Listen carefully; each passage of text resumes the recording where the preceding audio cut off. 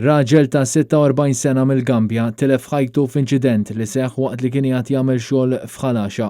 Skont informazzjoni li kiseb dan l-istazzjon l-inċident seħħ għal ħabta tal-kwarta ta' 3 ta' wara nofsinhar fejn mhux esklus li l-ħaddiem inqabad bejn inġenji tax-xogħol u s-saqaf ta' tank tal-fuel li fih kienet jaħdem.